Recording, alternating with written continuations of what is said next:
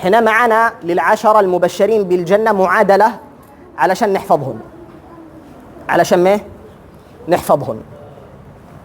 فقالوا 4 عين زائد 3 ألف زائد 2 سين زائد 1 طاء يساوي 10.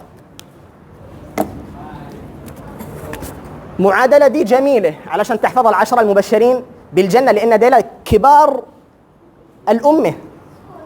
تمام. ف4 عين يعني من أول واحد سيدنا عمر بن مين؟ بن الخطاب. بعد عمر بن الخطاب عثمان بن عفان. بعد أتفيل احنا 2، احنا قلنا 4 عين.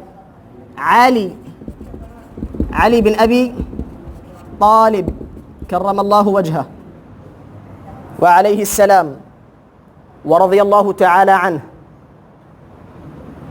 عاد باقي لنا عبد الرحمن بن عوف رضي الله تعالى عنهم أجمعين. خلاص كملنا 4 عين.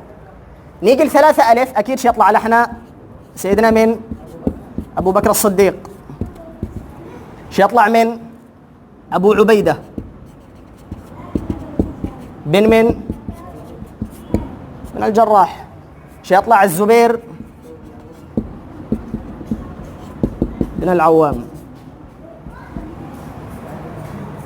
2 سين سعد بن أبي وقاص وسعيد بن زيد. 1 طاء طلحة بن عبيد الله.